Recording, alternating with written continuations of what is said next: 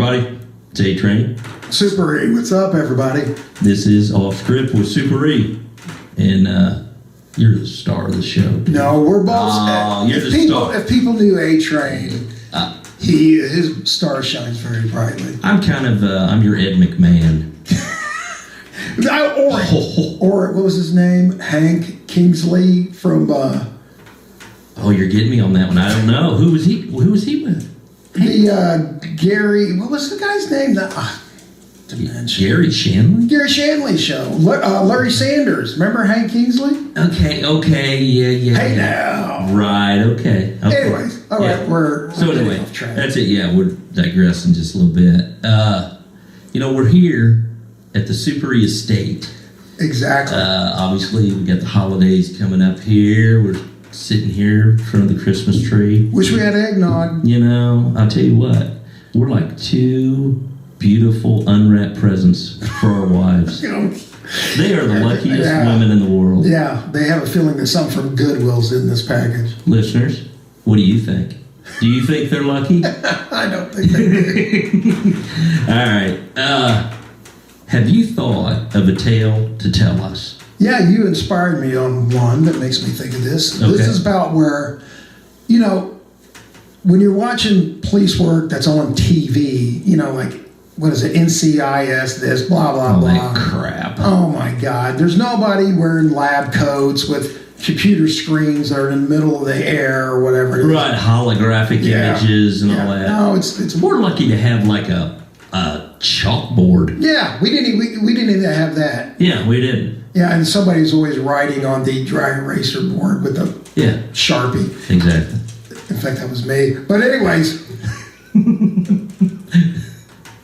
I'm going to talk about how, you didn't have the best equipment or you hiding stuff, and your suspect, potential arrestee, would find your shit in the car, and you had to think quick. Right. And one of the first ones is I was riding around with my partner after RJ, and we called him the Cuds. Yes. He was a very humongous guy. He ended up getting a perm, so he kind of looked like a walrus, Mike Brady of the Brady Bunch. And he talked like this, but he had a silver tongue. I mean, women would fall for his shit, and I was like, he's got to be a magician. I don't know how this is working. I'm looking at him, and I can't. It's just not computing. Yeah, it's not computing. Yeah. I don't understand. Yeah. So we're driving around, and the undercover car that we started to get, we would rent them from the car rental place. The ones that they gave a 6'6" monster of a man with a perm was a Chevy Berlinetta. I bet you nobody even knows what that is. Describe it. 1991 Chevy Berlinetta. It was kind of like a Cavalier, but the hatchback. Okay. And Big Cuds could barely even fit in that car. So, and then we were coming from somewhere, and I'm in the passenger seat. And back then, everybody was carrying the Kojak light. There used to be a TV show in the 70s called Kojak. And whenever something hot happened, he would reach down and grab this little red light and throw it on the top of his 74 Buick Century and rip down the street. And then he'd say, "Who loves you, baby?" Yeah, who loves you, baby? And stick a sucker in his mouth. Right. So, Cuds would carry around this Kojak light for whatever reason. So we're driving along and we're going down the hot dog stands, and the Cud goes, "Oh, look what we got over there. I think that's a prospective prostitute." And I go, "Yeah, Cuds, I think you're right." I said, "Is she going to be able to fit in this car?" He goes, "I believe I can make it work." And so he pulls over and she walks up and goes, "Yes, officers, what do you want?" "We're not the police, bitch. Get inside if you want some money." And I'm like, oh, God, well, she ain't getting in. And she got in. Oh, there you go. I had to get out of the car, pull the seat all the way up, and help her wedge her in the back seat of this Berlinetta. Was she a bigger girl? Oh, no, this car was so small. Okay. Actually, she was quite the attractive woman that had been hooked on crack and then lauded. Right. Smoked Marlboros, 5 at a time. The story of a lot of prostitutes, exactly. Unfortunately. So she gets in, she goes, okay, what are you guys up to? And the Cuds is like, we're just looking for somebody to look with us. And I'm like, what is he saying? She goes, what are you looking for? He goes, we're looking for a little bit of head. And I'm like, man, if this works, I'm writing it down and trying it later. Yeah. She goes, you guys wouldn't be the police, are you? And he goes, look at that bum right there. Do you think he's a Polishman? I look at him like, and she goes, no. So she goes, okay, both of you, one head. I said, yeah. He's like, yes, we both want head. And so she goes, well, it's going to be $40 for the both of you, and you're not coming in my mouth. And Ron goes, you're lucky that you told me first. And I'm just like, oh, I'm going to bust out laughing, but I cannot believe this is happening. And then, so she's kind of looking around. She goes, well, what do you got back here? What's going on back here? And I'm like, uh-oh.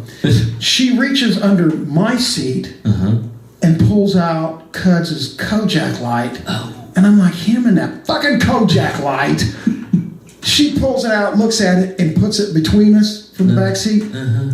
She goes, hey, bitches, what's this? And Cuds is like, ooh. And I go, and it just came to me, luckily. I go, he's a volunteer fireman. All big fat guys want to be firemen. Right. And she looks at him and goes, I can see that. She goes, put this on the dash. Let's go fuck with the police. I hate the fucking police. And I'm kind of like, I kind of hate one right now. And right over there. This guy. Yeah, but I was laughing. She goes, I hate the police. And so Cuds puts it on. She goes, let's go fuck with the police. So now we're going down the road with the red light going. Oh my gosh. Okay. And then she's laughing and she goes, well, you can put the red light up. God, you want people to think you're the police? Well, matter of fact, long young lady, we are the police. And she's like, okay, say that one more time. Yeah, what was that? Me and my passenger are both police officers. You're under arrest for prostitution. Code 3545 for 2MA for misdemeanor. And she goes, you son of a bitch. I thought you was a volunteer fireman. I said, well, I actually thought we were a couple of perverts with money. Right. And she was like, well, yeah. You're right there. She goes, and she just leaned back and goes, you got me. There you go. And that was it. That was the end of that. And I was like, man, I cannot believe we talked our way through that. That is some silver tongue stuff right there. Yeah, I mean, I was like, man, I got super ass lucky with that. And then the second time it happened, they gave me, of course, all our cars they give us were junk. So my car was down, and I said, what are you guys going to have me drive to make drug deals, blah, blah, blah, because I'm going to have to use my own cars, which I generally do anyways. Right. Because you get some sweet cars. Yeah, and so they're like, all we got is this black 03 Dodge Intrepid. Okay. That was I think it used to be a state police car somewhere, is what you call slick top. It wasn't marked with anything, but it'd be on the highway, and if a speeder went by, all the red lights were right up by the rearview mirror. In fact, it was in front of the rearview mirror. Okay. So this car still had the dashboard lights on it. It had the windshield lights. It had the windshield lights, and it had the lights that were hidden by the headlights. Okay. And it had the lights and the tail lights. So it would light up like a Christmas tree if you hit those things. Right. Because when I'd be driving down the highway, people would drive by me and they would look at the car and then they would see me driving it. It was like, it looked like a grizzly bear's in there. So they would go zing, fly by me doing about 80. I would just hit the lights, brake lights, bloop, bloop, bloop. And then I would drive by them. And they're like, what the hell? What is and I would just, that bum? I'd just wave at them. So anyways, I pick up a hooker on the hot dog stand and I'm driving along and she's asking me a million questions, looking under the seat. Well, this looks like this might be an official type of car. I go, it's not. I bought it at the auction. There you go. It's an auction car. Right. And she was like, you're not the police, are you? And I was like, negatory. She fell for it. No, negative. And all of a sudden she looks up and she sees the rearview mirror and she reaches behind it. Oh, goes, what's this, Mr. Not an Officer?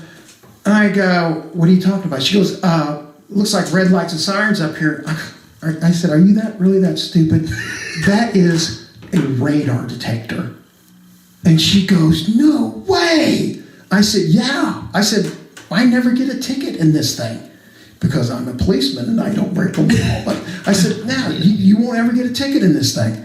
And she goes, man, that's smart. You can barely even see it. I just saw it. She goes, okay, so I feel so comfortable now that you're not the police. I know you're not the police. Mm-hmm. I'll give you a hand job and finish you off with some head, $25. So she goes, oh, I feel great that you're not the police. I said, well, you're going to feel a lot worse here in about 1 second. Why is that? I said, because I am the police. And she's like, oh my God. They always say the same, oh, son of a bitch. And so she's like, I asked you if that was, I said, I know. And I gave you an answer. And I was like, wasn't it pretty good that I said rape? She goes, well, actually, it kind of was. I mean, that is, that's quick on your feet there, Super E. But the best one that I had was just a few years before I retired.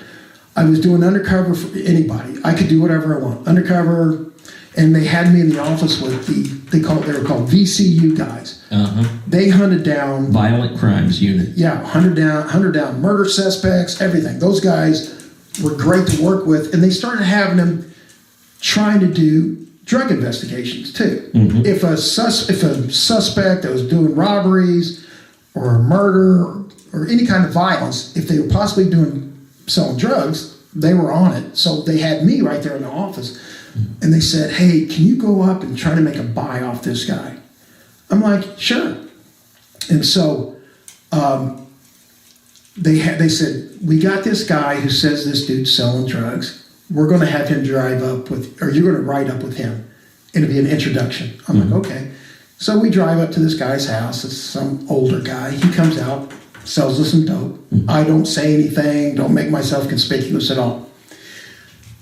And he goes, hey, we'll probably be back in a couple of days or maybe later today. Okay. Because here's another thing that policemen don't understand.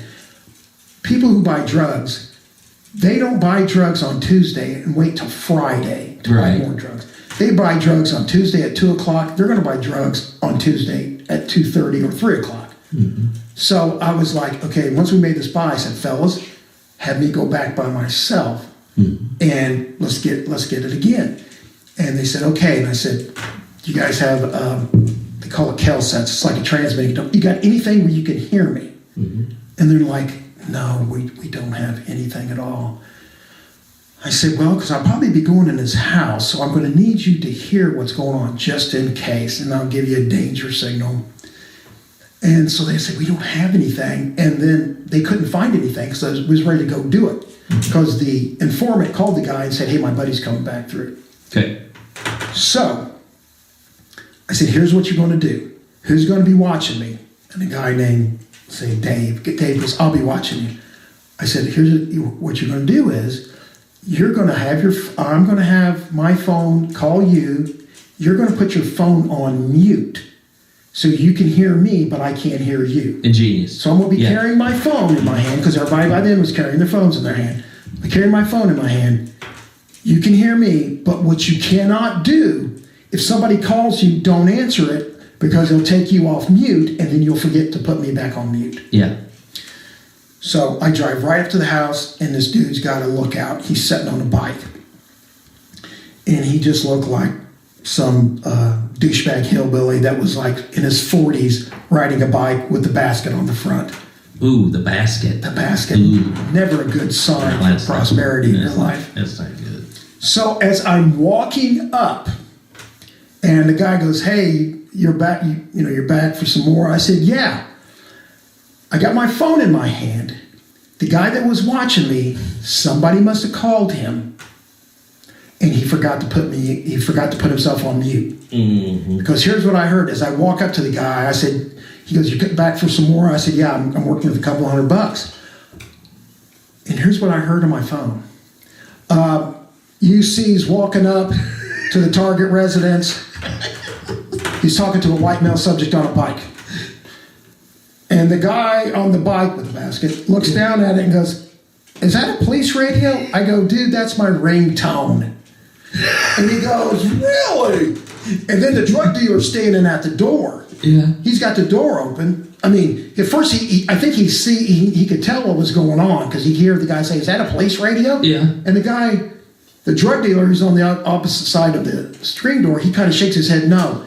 I'm thinking, I got through this. I walk up, open the door, and I just walk inside. Okay. And the guy goes, what was all that about there? Oh, he's asked me about my ringtone. God. And so I said, hey, man, I got a couple $100. Can I get my dope? I was like, I want to get out of here before he starts talking again. Right. Suspect, he's in the suspect's house. But so luckily nobody said anything else. And so I go in, the guy gives me the dope. I walk out, and the guy's going, that's the darndest ringtone I've heard. Sounds just like a police radio. I said, you can get all kinds of ringtones. You can get a ringtone where you get a guy mad as hell and yelling at his backup officers.